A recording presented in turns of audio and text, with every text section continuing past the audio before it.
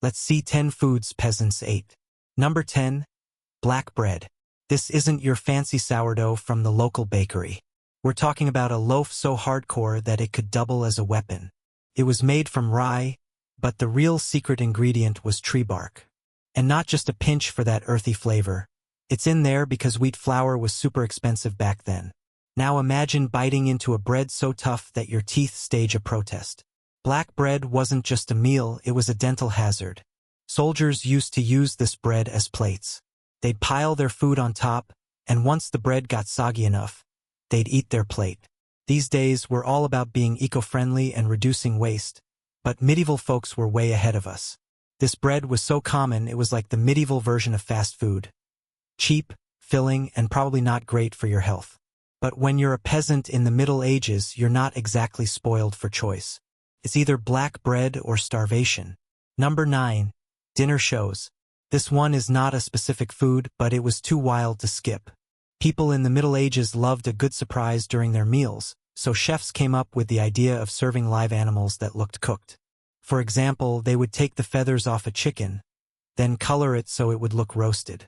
They'd wait for the chicken to fall asleep in the kitchen, then bring it out and place it on the table. But just as people were about to slice into it, it would wake up and run off the table. They also did the same thing with frogs.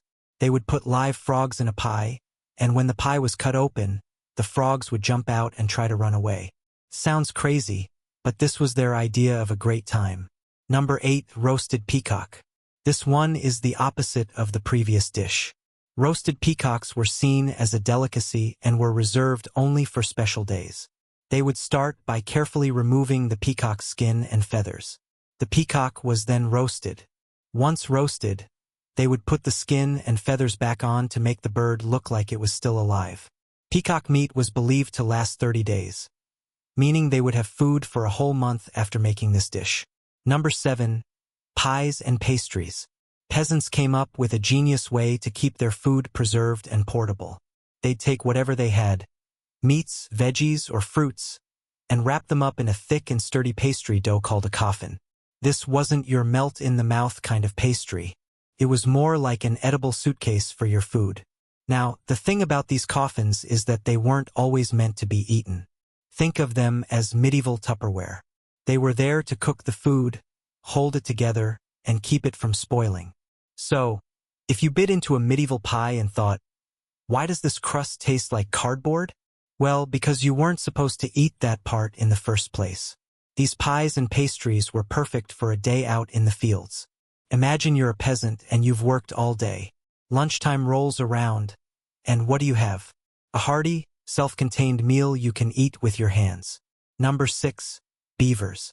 Back then, people were fasting most of the year. That's a whole lot of growling stomachs.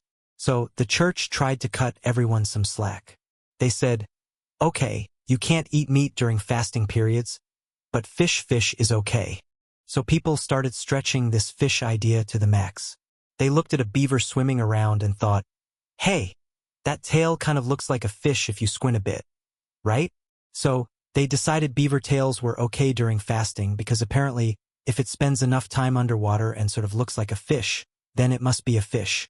Now, you've got peasants chowing down on beaver tails because they're a cheap alternative to actual fish during Lent. But why stop there?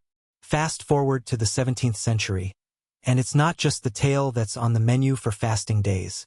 It's the whole beaver. Yeah. The logic here was that because beavers are such great swimmers, they're basically fish. Of course, this led to beavers being wiped out in England, Wales, and Scotland due to overconsumption. Their population has only recently made a comeback, thanks to reintroduction programs from Canada. Number 5. Acorn bread. Now, before you start thinking peasants were just out there munching on acorns straight from the tree, let me stop you. They had a method to their madness. Acorns are everywhere and free, but they're kind of inedible. Here's the deal. They're full of tannins, the stuff that makes your mouth feel dry when you drink strong tea. Raw acorns have so much tannin that eating them straight off the ground would make you want to throw up.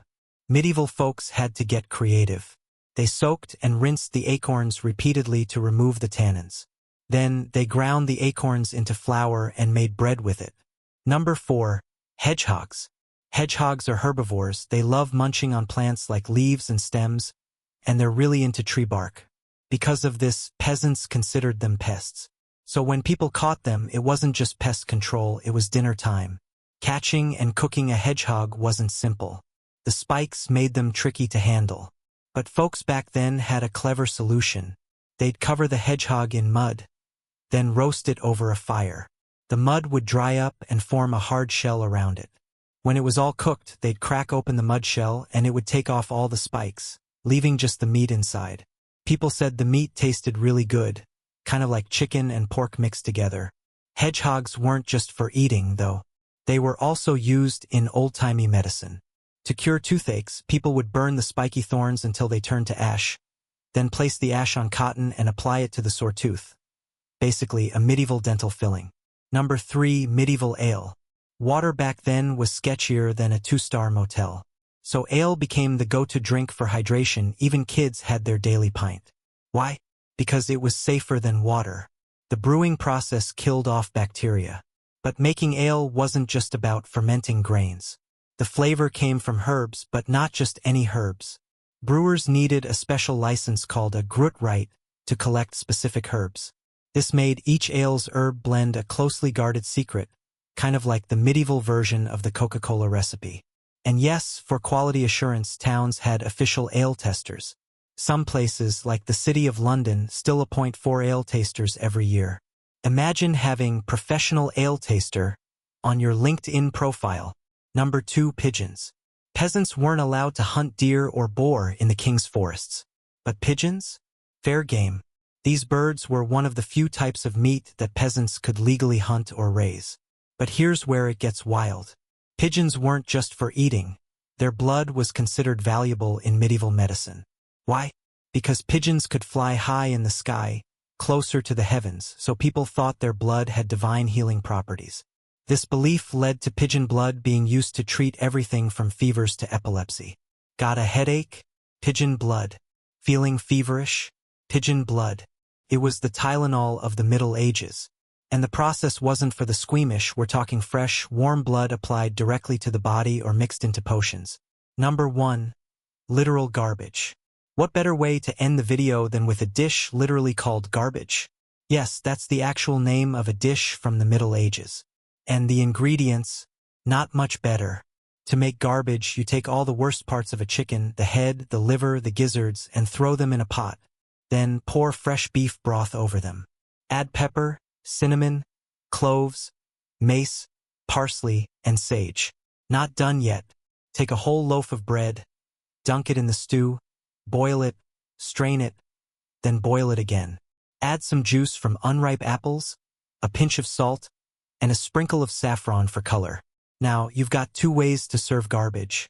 English style, where you leave the bits of chicken in and proudly present it as a chunky meaty mess. Or French style, where you strain it and serve it as a thin broth. That's all for today.